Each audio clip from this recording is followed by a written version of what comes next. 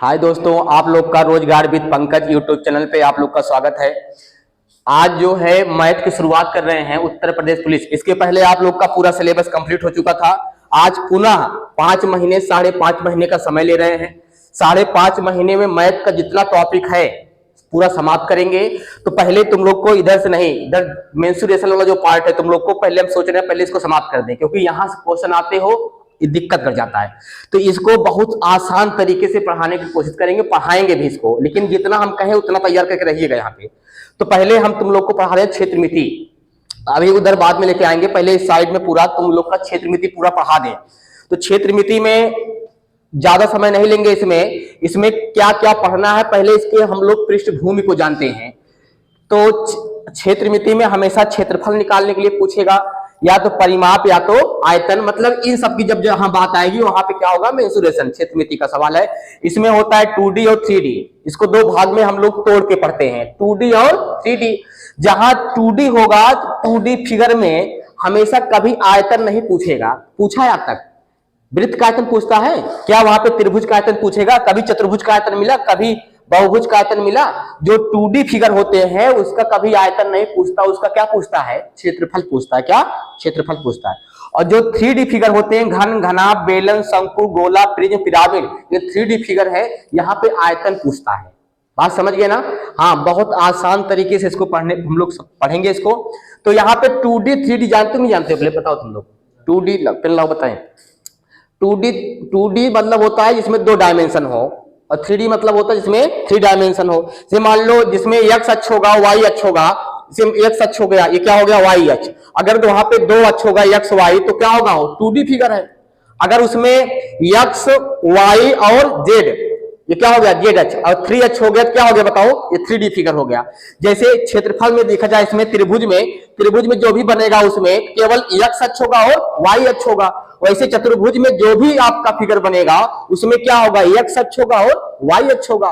तो जिसमें 2D figure वाले हैं इसमें केवल x अक्ष होते हैं और y अक्ष होते हैं। अब वृत्त देख लो, वृत्त केवल गोला ऐसे राउंड में होता है ना?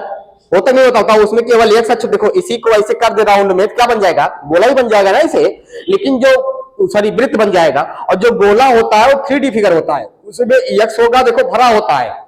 जो गोला होता है 3D फिगर होता है, 3 डायमेंशन होता है। x अक्ष भी होगा, y अक्ष भी होगा और z, क्योंकि गोला जो होता है देखो चारों तरफ से क्या होता है? भरा होता है। और जो वृत्त होता है देखो राउंड में, मतलब क्या हो गया? छल्ला हो गया, चूड़ी हो गया, टायर हो गया, कोई भी छल्ला हो गया, राउंड में हो गया।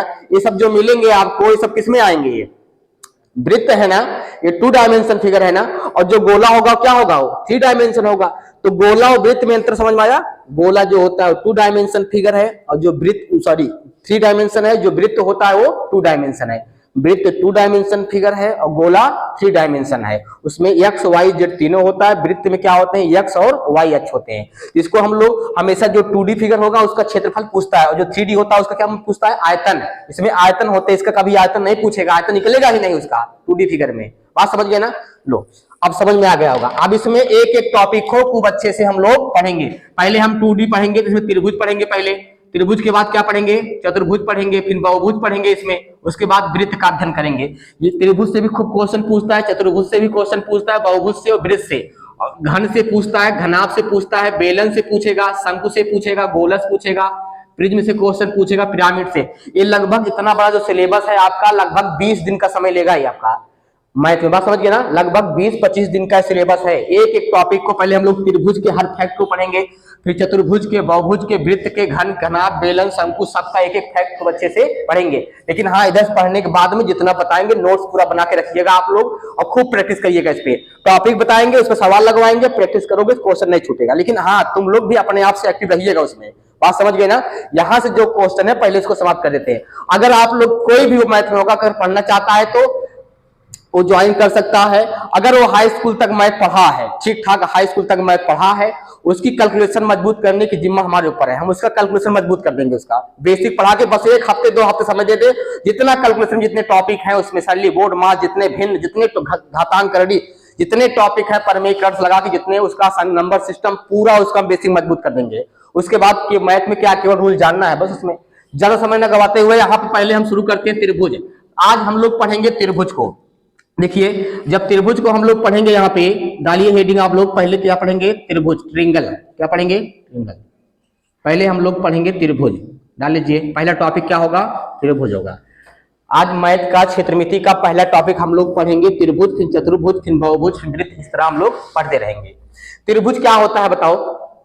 त्रिभुज क्या होता है? त्रिभुज, भुज मतलब भुजा, त्रि मतलब तीन, जिसमें तीन भुजा हो, जिसमें क्या हो? तीन भुजा हो। खूब अच्छे से पढ़िए, जिसमें तीन भुजा हो उसे हम लोग क्या बोलते हैं? त्रिभुज। लेकिन परिभाषा पूछेगा क्या होगा?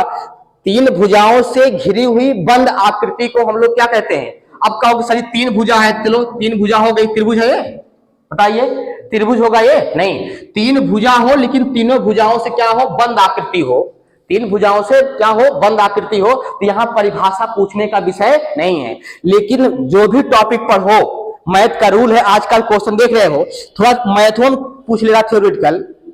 अगर जिसको मैथ के बारे में केवल फार्मूला याद कर लिया है तो उससे काम नहीं चलेगा। आप जो भी टॉपिक पढ़िए उसके बारे में आपको बेस पूरा मजबूत हो, एकदम से पूरा उसके बारे में डिफिनीशन से लगा, क्या क्या कंडीशन होता, क्या उसमें तर्क होते हैं, पूरा सब कुछ मालूम हो, तब जाके आपका टॉपिक कंप्लीट होगा।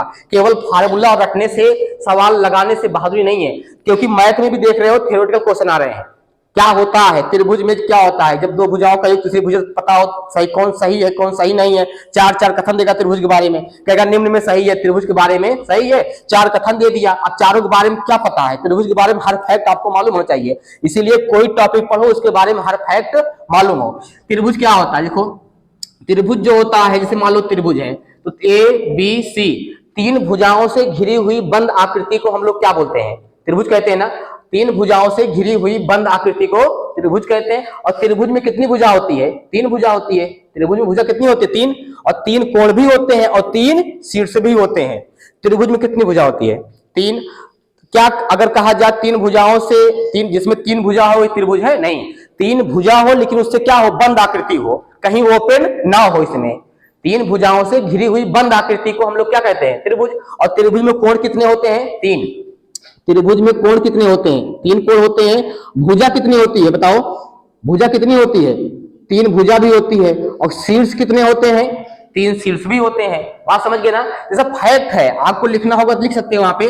अगर इसके बारे में फैक्ट लिखना होगा, लिखो पहला फैक्ट इसमें, अगर लिख लीजिए त्रिभुज में तीन कोण होते हैं, ऐसा मालूम है ना, कोई दिक्कत नहीं। आइए इसको एक एक फैक्ट को खूब अच्छे से हम लोग पढ़ते हैं। इसमें पहला लिखो, इसमें पहला फैक्ट त्रिभुज है, पहला फैक्ट लिखिए। इसमें लिखिए पहला फैक्ट लिखो, किन्हीं त्रिभुज के, लिखो त्रिभुज के किन्हीं, लिखो किन्हीं दो भुजाओं का योग, त्रिभुज के किन्हीं दो भुजाओं का योग, दो भुजाओं का योग, दो भुजाओं, त्रिभुज के किन्हीं दो भुजाओं का योग हमेशा हमेशा तीसरी भुजा से बड़ा होता है। हमेशा तीसरी भुजा से बड़ा होता है, बड़ा होता है। ये फैक्ट है, पूछेगा इसको। त्रिभुज के किन्हीं दो भुजाओं का योग हमेशा तीसरी भुजा से बड़ा होता है। बात समझ गए ना? त्रिभुज के किन्हीं दो भुजाओं का योग हमेशा तीसरी भुजा से क्या होता है? बड़ा होता है। लिख लो। अब इसमें कहोगे सर जी कैसे बता रहे हैं? हाँ देखिए, इसी में डालिए ए नंबर, एक नंबर डालिए बी नंबर, हम इसके बारे में बता दे रहे हैं। से मान लो कोई त्रिभुज है, ये कोई त्रिभुज है ए बी सी, कोई त्रिभुज है। अब कोई त्रिभुज होगा, जिसे मान लो ये हो गया कितना? ये हो गया तीन, ये हो गया चार। बात समझ गए ना? ये तीन हो गया, चार हो गया, और ये क्या हो गया? पांच हो गया। क्या हो गया? पांच हो गया। अब हमेशा देखिए कहीं भी अगर इसमें फैक्ट देखा जाए, एक भुजा मान लो यहां ले लिए, और हम किन्हीं दो भुजाओं का योग अगर यहां देखा जाए, दूसरी भुजा हम यहाँ पे लेते हैं, मान लो ले ले, हम यहाँ पे ले लिए 8 ले लिए, यहाँ पे 7 ले लिए, यहाँ 15 ले लिए ना, या 8 7 यहाँ 17 ले लिए, क्या लिए? 17 ले लिए। अब तीन भुजा है, इसमें बताओ कौन त्रिभुज है कौन त्रिभुज नहीं होगा? बताओ क्या लिखे हो? त्रिभुज के किन्हीं दो भुजाओं का योग हमेशा तीसरी भुजा से क्या होता है? अब इसमें कहीं भी जोड़ो, त्रिभुज वही होगा तो दो भुजाओं को कहीं भी दो भुजा ले लीजिए और उसको उसका जो योग होगा हमेशा तीसरी भुजा से बड़ा हो। से यहाँ 4 3 7, तो 7 जो है 5 से बड़ा है ना। त्रिभुज के किन्हीं दो भुजाओं का योग, कहीं दो भुजा, 5 3 8, तो 8 हमेशा देखो 4 से बड़ा है ना। अब 4 5 9, तो 9 इनका योग देखो 3 से बड़ा है। तो हमेशा कहीं मान लो ले लिए हम यहाँ पे 3 + 4 ले लिए, 3 + 4 हमेशा क्या होगा? 3 4 ले लिए तो कौन बचा है? 5, तो 5 बचा हुआ है, तो 5 से बड़ा होना चाहिए इसको, बड़ा है कि नहीं बताओ, है ये ग्रेटर देन का चिन्ह है ना, तो 3 + 4 किससे बड़ा है, 5 से, तो ये त्रिभुज है, ये त्रिभुज है, ये रूल होता है त्रिभुज का कि त्रिभुज में किन्हीं दो भुजाओं का योग हमेशा तीसरी भुज क्या होता है, दे देगा उसे कथन में ऐसे, त्रिभुज के किन्हीं दो भुजाओं का योग तीसरी भुज बड़ा होता है, हाँ होता है। अब कहा जाए त्रिभुज के किन्हीं दो भुजाओं का योग हमेशा तीसरी भुज छोटा होता है, तो कथन गलत होगा, वो क्या होगा, गलत होगा, बात समझिए ना।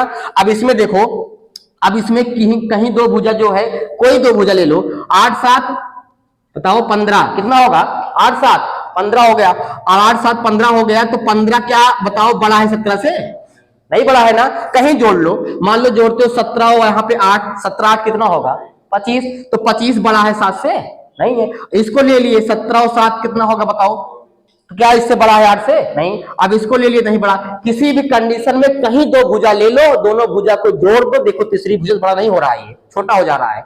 यहां देख लो, मान लो जोड़ दिए यहाँ पे 8 + 7, ये किससे बताओ 17, छोटा हो रहा है ना, और जब छोटा हो रहा है तो ये त्रिभुज नहीं होगा, ये त्रिभुज नहीं होगा। ये जो फैक्ट बताए ये बहुत इंपॉर्टेंट, आया समझ में कि नहीं आया, क्या लिखे हैं, त्रिभुज के किन्हीं, पहला फैक्ट है त्रिभुज के किन्हीं दो भुजाओं का योग हमेशा तीसरी भुजा से क्या होता है, बड़ा होता है, बात समझ गए ना। त्रिभुज में कितनी भुजा होगी, 3 भुजा होगी, तीनों भुजा में कोई दो भुजा जोड़ लीजिए, अगर तीसरी भुजा से बड़ा है तो त्रिभुज है, अगर कोई दो भुजा जोड़ लिए तीसरी भुजा छोटा हो रहा है त्रिभुज नहीं, बात समझ गए ना। तो ये होता है कि त्रिभुज के किन्हीं दो भुजाओं का योग हमेशा तीसरी भुजा से क्या होता है, तो ये सही है कि सही है बताओ, ये सही है ना, हाँ ये गलत है, क्या है ये गलत है, तो इसको समझ गए हो, मिटाए इसको, यहां तक दिखाई पड़ा बताऊं नहीं, ठीक है, इसको मिटा रहे हैं, नोट करते रहो जितना बता रहे हैं इसको। अब पहला फैक्ट लिख लिए, दूसरा फैक्ट लिखो, दूसरा फैक्ट लिखो, त्रिभुज के लिखो, त्रिभुज के तीनों कोणों का योग, तीनों कोणों का योग हमेशा, तीनों कोणों का योग हमेशा 180 अंश होता है, कितना होता है 180 अंश, त्रिभुज के तीनों कोणों का योग हमेशा 180 अंश होता है, कितना होता है 180 अंश होता है, त्रिभुज के तीनों कोणों का योग हमेशा 180 अंश होता है, लिख लो।